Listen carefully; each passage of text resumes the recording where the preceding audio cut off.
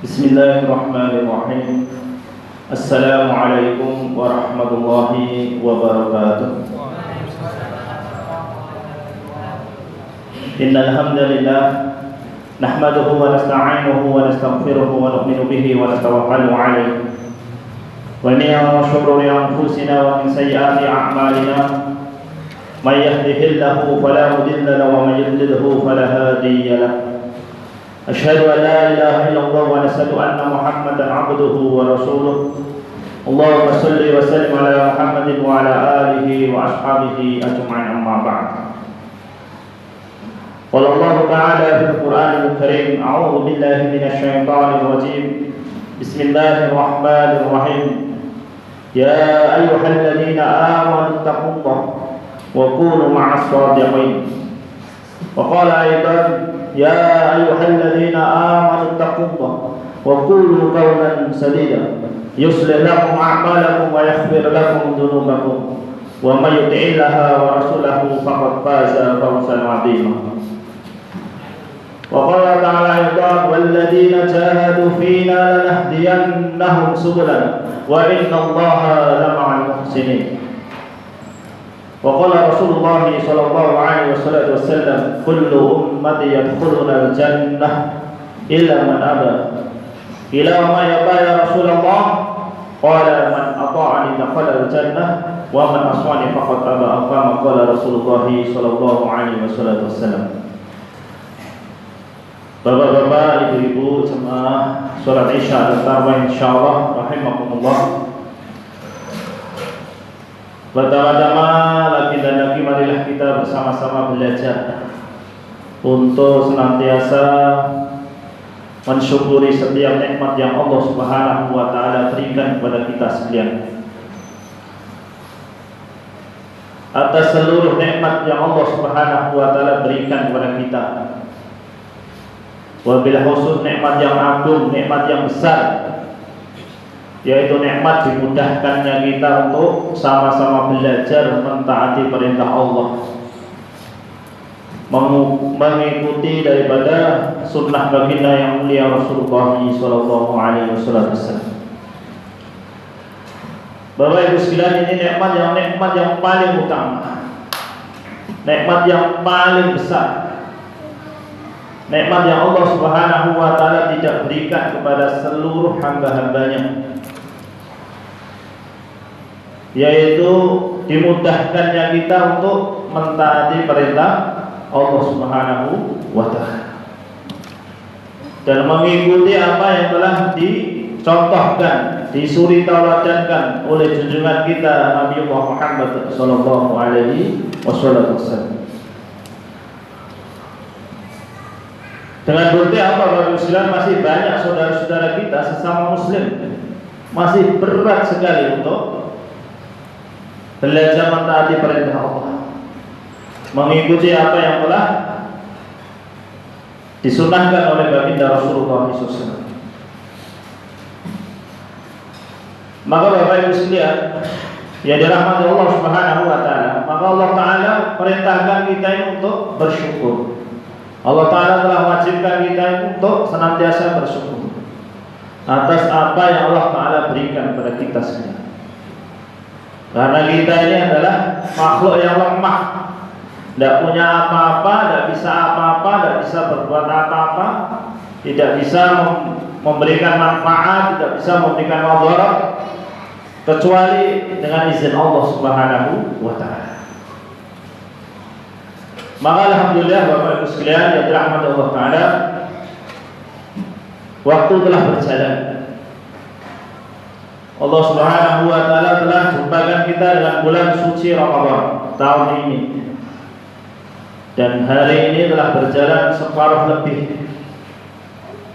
Maknanya apa? Maknanya waktu tinggal sedikit. Mau kita gunakan apa terserah kita. Mau kita tambah sungguh-sungguh bagus,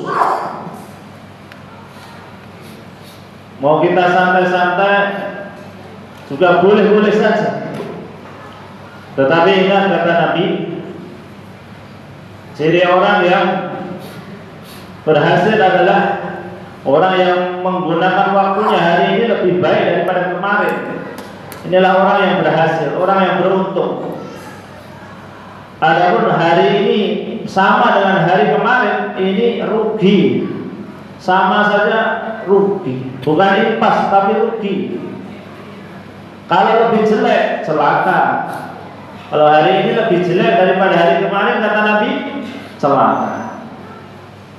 Maka orang yang beruntung adalah orang yang menjadikan waktu hari ini lebih baik daripada waktu kemarin.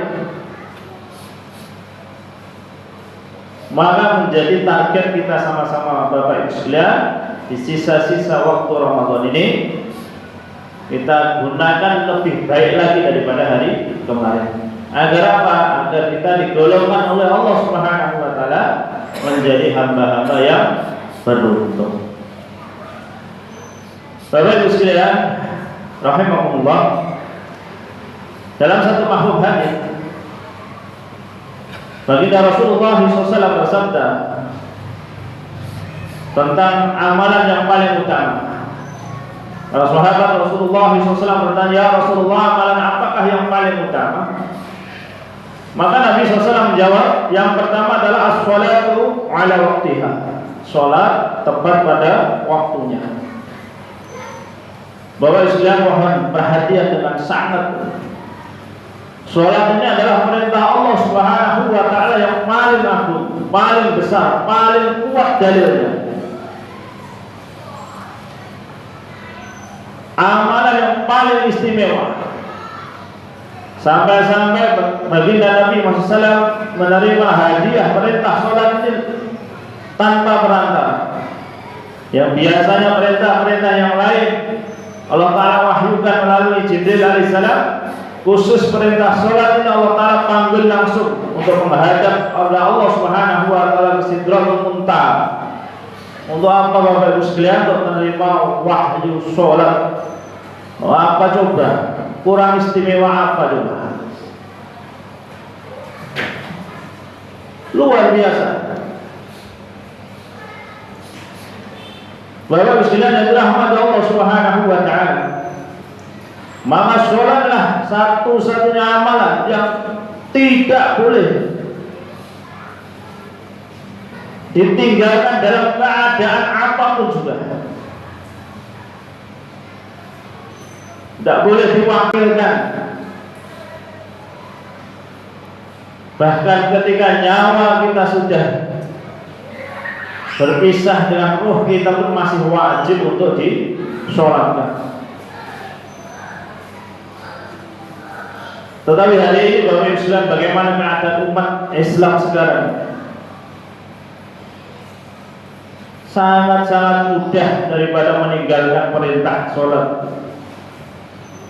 Kita lihat daripada anak-anak kita, remaja-remaja kita, bahkan orang-orang tua kita yang umur sudah 60-70 tahun masih begitu mudahnya meninggalkan daripada sholat yang fardu.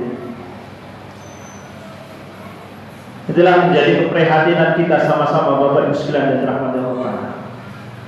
Padahal kata Nabi dalam satu mahfuz hadis, orang meninggalkan sholat fardu dengan sengajanya, jadi ini kerugiannya lebih besar daripada dia kehilangan seluruh anggota keluarganya beserta harta bendanya. Harta kita ini habis, famili kita ini habis. Ini tidak lebih besar daripada kerugiannya daripada satu orang meninggalkan satu waktu sholat fardu dengan sengaja. Bapak sekalian, coba bayangkan, satu sholat fardu ditinggalkan dengan sengaja tanpa udzur yang syar'i hadir. Ini kerugiannya lebih berat daripada dia kehilangan segala-galanya. Harta bendanya habis, keluarganya habis, tak tersisa. Tapi hari ini Masya Allah, kita lihat orang kehilangan uang 100.000 saja satu keluarga dia tahu. Ya Allah, apalagi kalau sudah 1 juta, wah satu RT tahu semua. Kalau 10 juta sudah, wah beritanya sudah heboh, mungkin sudah masuk televisi. sudah ini apa itu melayang kemana-mana, entah ini tuyul lah, entah inilah, entah itulah dan sebagainya, macam-macam. Dan orang yang kehilangan sedih sekali pasti, sedihnya bukan hanya satu hari, mungkin makan tidak enak, tidur tidak enak, minum tidak enak, nonton kesukaannya juga tidak enak, makan kesukaannya. Karena apa? Baru saja kehilangan 10 juta, tidak enak. Oh, 1 juta itu sudah sedih luar biasa, apalagi 10 juta ya.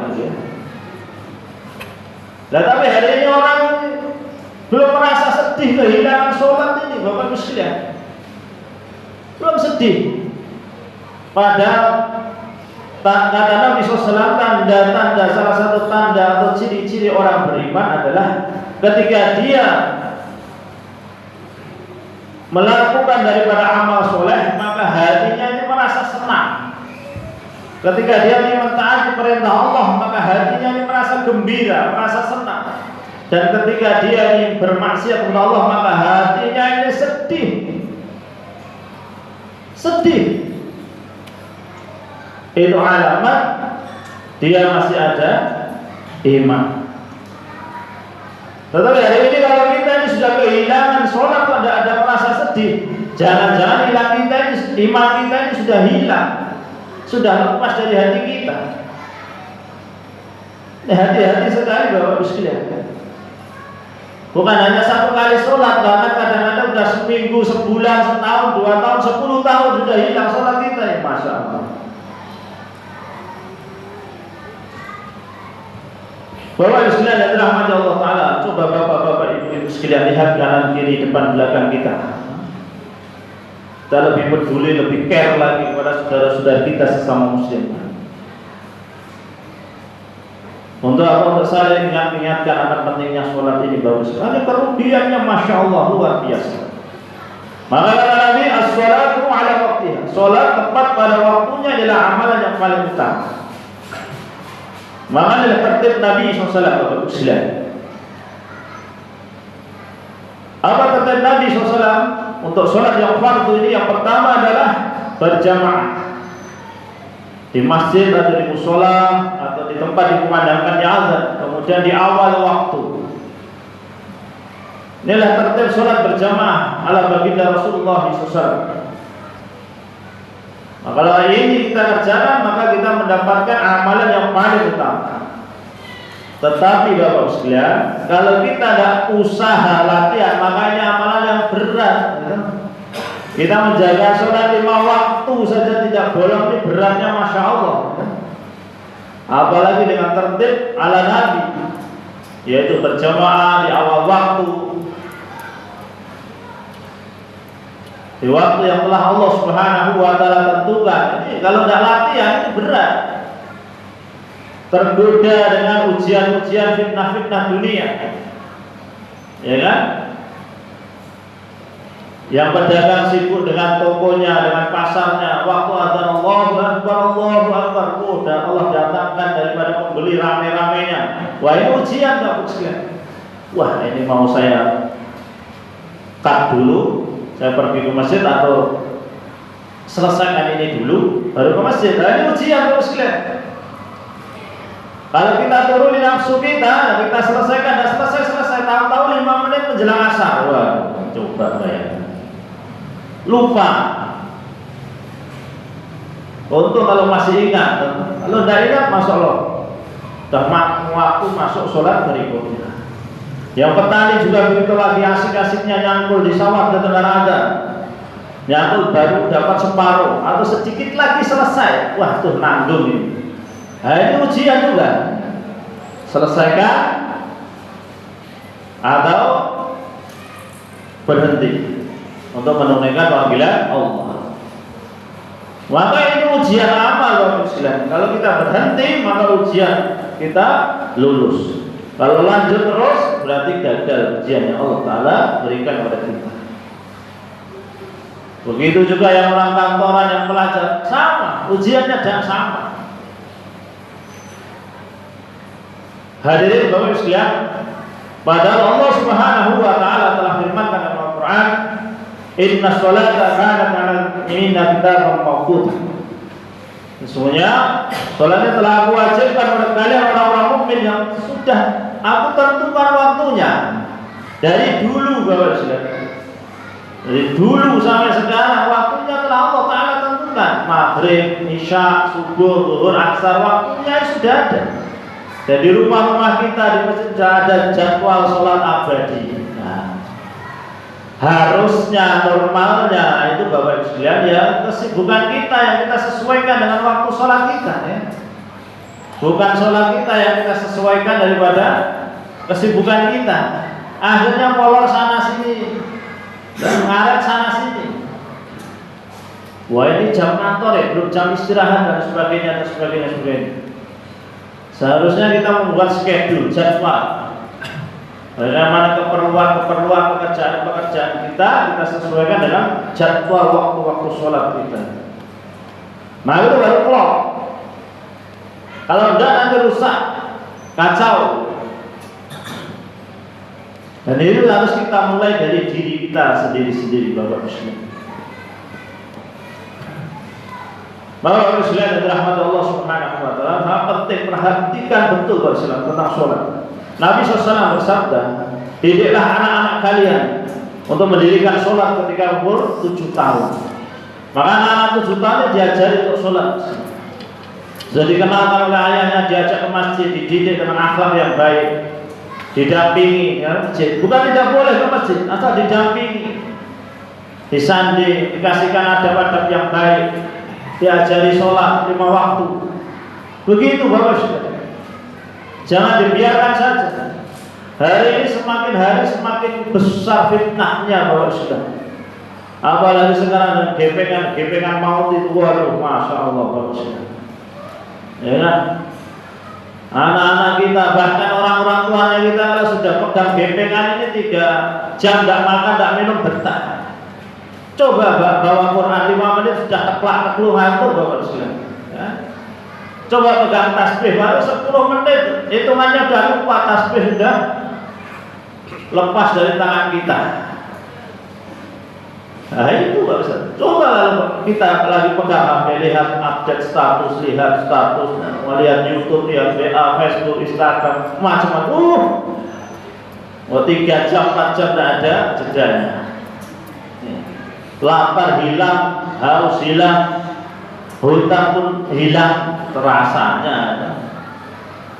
Begitu Bapak Ibu sekalian yang dirahmati Allah Subhanahu wa taala. 10 tahun kata Nabi, boleh kalian cambuk. Kalian pukul dengan pukulan yang mendidik. Bukan untuk menyakiti, tapi pukulan yang mendidik. Yang seumur-umuran saya ini Bapak Islam mungkin dulu, saya ingat betul ketika bapak saya itu mendidik saya ketika ya umur-umuran SD kelas 6 SMP itu. Kalau tidak sholat sudah itu batang jagung, pohon jagung sudah pasti mendarat di tubuh kita. Atau sandal dilempar ke muka kita itu udah biasa. Kalau udah ketahuan waktu-waktu sholat tidak pulang. Kelihatannya keras tetapi kalau kita ini sudah dewasa seperti ini, baru kita ini menyadari betapa pentingnya pendidikan orang tua kita. Nah, hari ini yang begitu ini jarang-jarang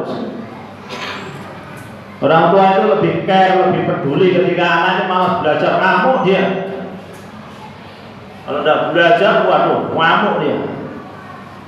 Bagian orang tidak belajar, sekolah tidak benar itu sudah uring-uringan. Tapi kalau anaknya tidak sholat itu biasa-biasa saja. Anaknya tidak bisa baca Quran ya biasa-biasa saja. Tapi kalau untuk urusan ujian nasional, MTK dan sebagainya, IPA, sains, bahasa Indo ini dileskan di tempat-tempat les yang bagus. Harapannya apa? Nanti ujian nasional kalau sekarang apa itu bisa nilainya bagus, dengan harapan nanti bisa masuk SMP favorit. Nah itu. Tapi anaknya tidak bisa baca Quran, tidak difasilitasi. Di TPK kan sebulan 150.000, mahal banget. Larang tenang, ngaji membayar 150. Padahal itu masalah ilmu yang akan membahagiakan kedua orang tuanya di dunia wal akhirah. Giliran bayar sekolah umum untuk belajar matematika, IPA, bahasa Inggris 500.000, 1 juta sebulan, tenang-tenang saja, tidak merasa mahal. Ketika belajar Quran di TPP 150.000, waduh, udah muring-muringan, mahal merah-merah, akhirnya tidak jadi. Jadi Bapak Ibu sekalian yang dirahmati Allah Ta'ala, menjadi keprihatinan kita sama-sama. Maka Bapak Ibu sekalian, penting sekali kami mengingatkan pada diri kami pribadi dan jemaah sekalian, mohon perhatikan betul untuk urusan sholat ini. Karena sholat ini kedudukannya dalam Islam, kata Nabi, ibarat kepala kita pada badan. Orang tidak punya tangan, Bapak sekalian, ini masih bisa hidup biasa-biasa saja. Kita sering lihat di jalan-jalan, masih sering lihat kawan kita, saudara kita mungkin banyak. Orang tidak punya kaki juga biasa saja kita lihat biasa. Disabilitas biasa, mulia, masih bisa hidup. Ketika kita bertamu kepada kita, ya kita terima dengan baik, siang, pagi, siang, sore, tidak masalah, biasa-biasa. Tapi apakah kita ini pernah bisa kedatangan tamu jam 12 malam, ketuk pintu rumah kita, totok-totok kita buka, ada orang datang tanpa kepala? Gimana kira-kira? Oh, pasti lari, kita takut-takutan, kata setan lari, ya kan? Iya. Nah, itu kata Nabi, sama, tafsirnya sama kata Nabi. Orang Islam yang tidak sholat ibarat manusia yang tidak punya kepala. Itu kata Nabi SAW dalam satu makhluk hadis, kedudukan sholat seperti kedudukan kepala kepada badan. Dan kata Nabi terakhir, Bapak sekalian, amalan yang pertama kali akan Allah Ta'ala hisab di yaumil akhir adalah as-sholat. Nah, coba, kalau amalan ini diperiksa, dihisab oleh Allah Ta'ala baik, maka Allah Ta'ala anggap baik seluruh amalan. Sebaliknya kalau rusak, Allah Ta'ala anggap rusak semuanya. Maka Bapak sekalian yang dirahmati Allah Ta'ala, yang kedua apa? Yang ketiga apa? Besok insya Allah kalau ada waktu. Kalau tahun ini habis, insya Allah jumpa lagi tahun depan, Ramadan tahun depan insya Allah. Nah, mungkin sekian yang dapat kami sampaikan, lebih dari daripada 15 menit ini. Tidak kurang adab kalau terlalu panjang begitu.